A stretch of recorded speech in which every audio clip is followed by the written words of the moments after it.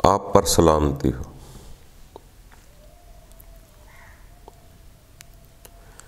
दोस्तों, इंसान बहुत कमज़ोर है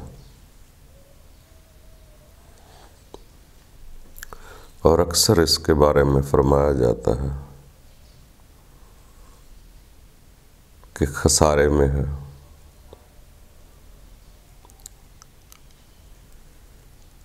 असल में इंसान के अंदर, इंसान बड़ा भी अच्छा आदमी हो जाए, बड़ा भी शरीफ आदमी कहलाए,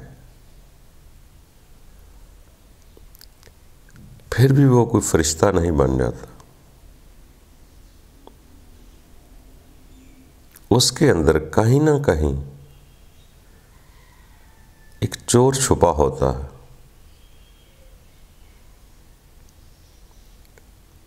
जो ये चाहता है कि मैं दुनिया में मनवाया जाऊं, लोग मेरी इज्जत करें। भाग रहा है इंसान, कोशिश कर रहा है, ख्वाह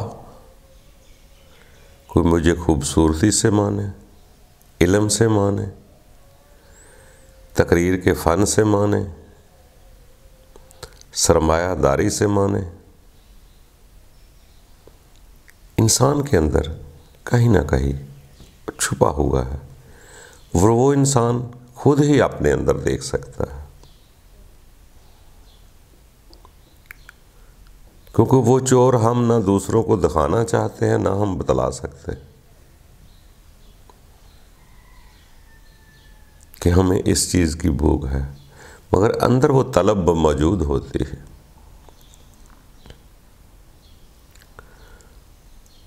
वो अंदर ही अंदर उसको हम पर्दे में रखते हैं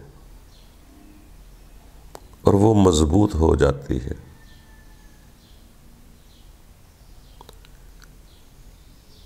जैसा कि बहुत सारी जगह सियाने उलमा फरमान पढ़ते हैं, जैसे फरमाया जाता है कि आपको रूह के बारे में पूछते हैं तो आप कह दें कि रूह मेरे रब का हुक्म है या अमर है, मगर इसका इल्म बहुत कलील लोगों को मिला। अब रूह के बारे में ना भी इल्म हो इंसान को, मैं ही मैं हूं, रूह को कभी पहचाना ही ना हो, तो यकीन जानोगे इंसान के अंदर फिर भी ख्वाहिश होती है कि मुझे कोई आलम कहे, मुझे कोई अक्लमंद कहे, मुझे सबसे ज़्यादा सियाना कहे। उसको अपोजिशन में आना पड़े, पार्टी में रहना पड़े, कुछ भी काम करना पड़े, वो पॉपुलर होने के लिए अनोखे से अनोखा काम करेगा। दूसरों से ऊपर निकलने के लिए कोई अनोखा तो काम करेगा वो। दोस्तों, उस इंसान के अंदर, अपने इंसान के अंदर वो एक बहुत बारीक रोग है जिसका खात्मा करना बहुत मुश्किल है, नामुमकिन कुछ नहीं। जैसे सियाने लोग कहते हैं, अगर हकीकत की पहचान करनी है तो मैं को मार दो। कुछ लोग बातों से, ताकत से जंग जीतना चाहते हैं, वो जीतने वाले वो कुछ नहीं सीख सकते जो हारने वाला सीख जाता है।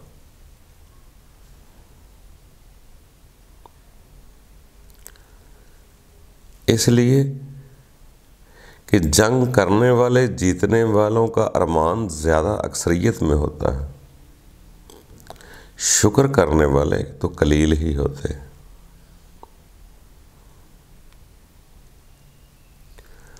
शुक्र एक बहुत बड़ी नेमत का नाम है जो मैं की हस्ती को मिटाती है। जो काम करके हम मैं कहते हैं, जब उसे समझ आती है कि ये मैंने नहीं किया, कोई और ज़ात है जो काम करवा रही है, तो फिर यकीनन इंसान शुक्र अदा करना शुरू कर देता है। इसी तरह दोस्तों, काश हम दूसरों के गुनाह तो देखते हैं, कभी वो गुनाह हमें खुद को नज़र आ जाए जो मेरे अंदर है।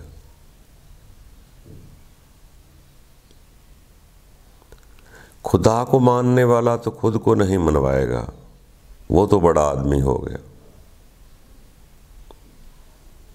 मगर जो हम जैसे गुनाहगार लोग होते हैं, इसके अंदर ये बीमारी का रोग कहीं ना कहीं छुपा होता।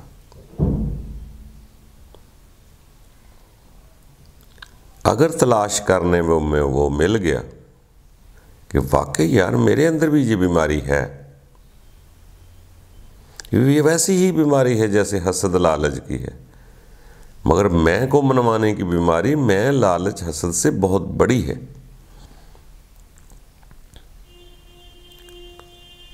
मैं का जड़ा मनवाना, मैं का बोत, ये बहुत बड़ा ताकतवर है। और सब सियाने लोगों ने सबसे बड़ा बुत तो मैं का है, बाकी तो उसके बाद शुरू होते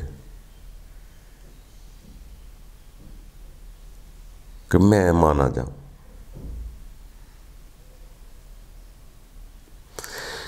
होता सारा सिस्टम के अंदर है, ज़ाहिर नहीं होता, छुपा हुआ ना। ये वही जानता जिसके अंदर, और जिसने गौर किया, जिसने उसको पढ़ लिया, वो एक दिन अपनी मैं को तोड़ देगा कि मैं कुछ नहीं, सब कुछ तू ही तू है। जैसे फरमान आता है कि रब ने इंसान बनाया, पहला इंसान उसे बनाया, उसके बारे में बताया कि मिट्टी से बनाया, हज़रत आदम को मिट्टी से बनाया। उसके बाद उसकी औलाद जो आई आगे, बुनियाद मिट्टी से रखी, उसके बाद जो उसकी औलाद आई उसको नुत्फ़ा पानी से बनाया। ये फरमान है। मगर वही आगे बढ़ता हुआ शिकमे मादर में फरमान आता है, मैंने उसके कान बनाए, आंखें बनाई,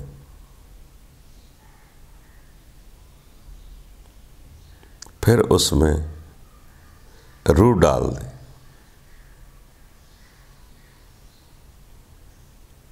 मगर रब वहाँ फरमा रहा है, मगर मेरा शुक्र करने वाले बहुत कलील हैं। वहाँ भी कलील का लफ्ज़।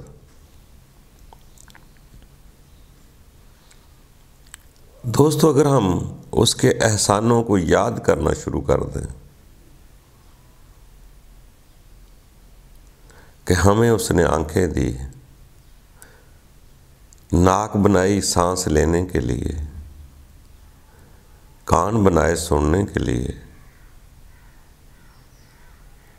अगर हम उसकी अनामात को देखना शुरू कर दें तो यकीन जाने हर सांस के साथ अपनी सांसों में उसका शुक्र बसा लेंगे।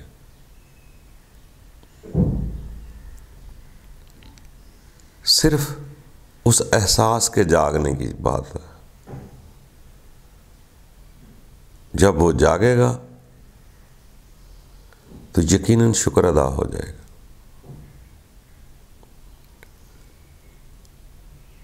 हमें सिर्फ मैं का ही पता है कि मैं हूँ, मैं किस वजह से हूँ, किस वजह से चलता फिरता हूँ, किस वजह से बोलता हूँ। वो रब की रूह की वजह से इंसान बोलता है, रब की रूह की वजह से चलता फिरता है। जैसे ही रूह निकल जाती है, ये इंसान तो मैयत है। तो मैयत को जिंदा किसने किया? उसकी रूह ने।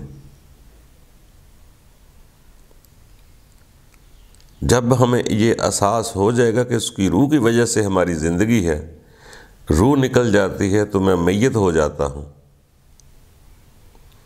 तो फिर मैं नहीं कहेगा, अपने आप को किसी दूसरी चीज़ का मजमूआ साथ समझेगा कि मैं नहीं हूँ, फ़कत मैं नहीं हूँ।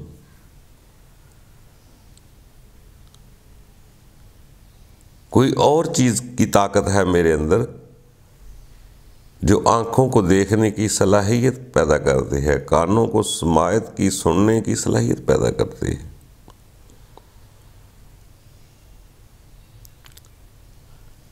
जैसे ही उसको महसूस करेंगे कि कोई दूसरी ज़ात है जिसकी वजह से मेरी ज़िंदगी है, वो कौन सी शय है जो नफ़ख्तु फ़ीह मिन रूही की गई है। जब उसका एहसास हो जाएगा, फिर मैं का मरना शुरू होता है। मगर वहाँ फरमान है कि बहुत कलील लोग जानते हैं इसको, या कलील लोगों को इल्म है इसका, बहुत थोड़े हैं। फिर वो थोड़ों में भी शुमार होने पर फ़ख्र महसूस करेगा, फिर अक्सरियत ज़रूरी नहीं देखेगा, जब उसे हकीकत या हो जाएगी। मगर बड़ी मुद्दत चाहिए थोड़ा सा असर होने तक। आस्ता आस्ता आस्ता आस्ता नफ्स ख्वाहिशात मैं का बुत टूटता है।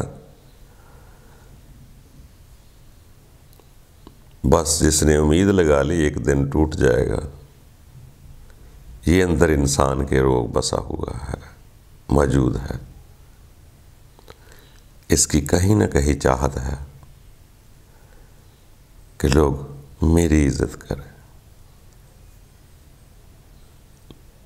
जब इंसान अपनी इज्जत दुनिया से नहीं लेता, तो फिर सब इज्जत रब के पास है। वहाँ महसूस होना शुरू हो जाती है। तो दोस्तों जी, वक्त के साथ साथ इंसान आस्ता आस्ता तब्दील होता है। जिसने उम्मीद लगाई वो यकीनन कामयाब होगा, एक दिन ज़रूर आ जाएगा। इसीलिए सियाने लोग कहते हैं ना कि अपनी नफ्स को आस्ता आस्ता मैं को मारते जाए, ताकि जब कुल्ले नफ्सिन ज़ायक़तुल मौत आ जाए तो हमें को बहुत बड़ी तकलीफ़ ना हो। मुमकिन है कि उस वक़्त तक इतनी चाहत बढ़ जाए आगे जाने की कि मुझे तो अपने रब से मुलाकात करनी, दीदार करना है। शायद ऐसी चाहत बढ़ जाए कि इंसान खुशी से भी जा सकता है। बाकी दोस्तों, कोशिश करते रहे, नामुमकिन कुछ नहीं।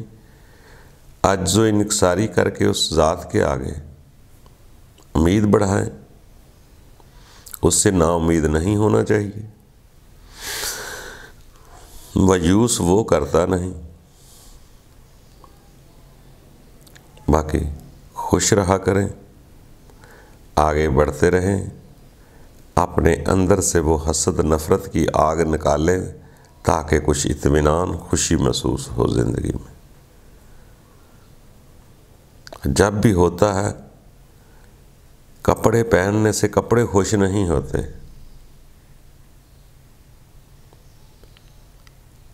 न जिस्म खुश होता है। जिस्म के अंदर एक मन है, रूह है, वो खुश होती है।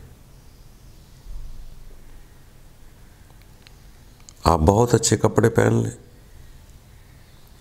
शीशे के सामने भी खड़े हो जाए, तो वो शीशे की तस्वीरें खुश नहीं होती। इंसान के अंदर एक मन है जो इंसान को खुशी महसूस करता है। क्या वैसा करने के बाद अगर खुशी लेनी है तो क्या इंसान हर वक्त खुश नहीं रह सकता? कोई ऐसा फार्मूला नहीं। हम अपने मन को खुश करना ही नहीं चाहते, असल में दूसरों को खुश कर रहे हैं।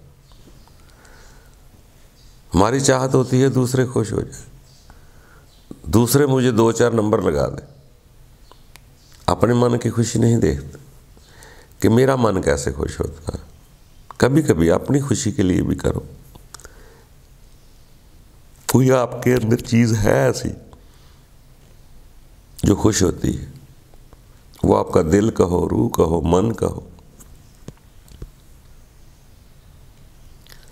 तो इसलिए दोस्तों, बस जब अपने मन के लिए भी करना शुरू कर देंगे तो एक वक्त ज़रूर आ जाता है कि मैं दूसरों को खुश करने से या दूसरों को नंबर लेने की ज़रूरत नहीं होती। कोई क्या कहता है वो कहता रहे, उसका अजर उसके पास, वो जाने, उसका रब जाने। जो अपने मन को खुश करते हैं वो एक दिन पर अपने रब को खुश कर लेते हैं, क्योंकि वो रूह ही रब की है। तो इसलिए दोस्तों, उस बीमारी को दूर करने के लिए, ये बीमारी है कि मैं दुनिया से किसी न किसी रंग में इज्जत चाह रहा, प्रोटोकॉल चाह रहा, अच्छे से अच्छा आदमी जो बहुत बड़ा शरीफ आदमी नजर आता, जिसने सारे कमीज के बटन बंद किए हो, वो भी अपने अंदर देखेगा, उसे एहसास होगा कि मैं लोगों से इज्जत चाह रहा। क्योंकि जब दुनियादार दोस्त है तो इज्जत तो चाहेगा। अगर रब दोस्त बन गया तो फिर दुनिया से ना चाहेगा। वो एक ज़ाते किबरे ऐसी ज़ात है जो हर हाल में इंसान को देखती है, बगैर कपड़ों को भी देखती है। जिसने पैदा किया, बनाया है, उसके सामने तो कोई पर्दा नहीं। पर्दा तो दुनिया के लिए किया होगा। दुनिया से अपने आप को छुपा रहे हैं या दुनिया के साथ अपने आप को बना रहे हैं। वो ज़ात तो इंसान को हर हालत में देखती। बस जब इंसान दुनिया से मांगना छोड़ देता है, दुनिया से मनवाना छोड़ देता है, तो फिर खुद अपने रब को मानना शुरू कर देता है। बाकी दोस्तों, आगे बढ़ते रहें। मानने में हमारा अपना ही फ़ायदा है, रब का कोई नुकसान नहीं, माने या ना माने। मगर अपने आप के लिए, अपने आप पर रहम करने के लिए यकीनन हमें आगे बढ़ना पड़ेगा। क्योंकि हर आदमी ने अल्लाह का कलाम में पढ़ा हुआ है कि इसके आगे 50,000 साल का एक एक दिन है।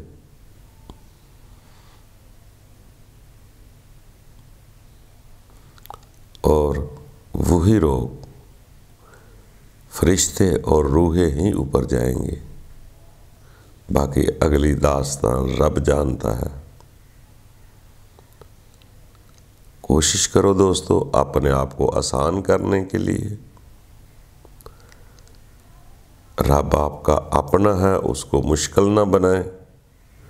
इस छोटे छोटे इरादे हमारे साफ सुथरे हो जाएं, हम खुद को मनवाना छोड़ दें, तो बहुत जल्द उसको मानना शुरू कर दें। हमें अभी तक लफ्ज़ मिला है,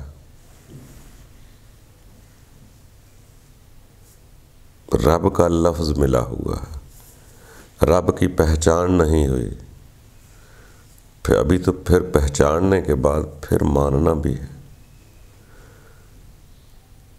दोस्तों, आगे बढ़ते रहें, रब ताला आसानियाँ पैदा करेगा।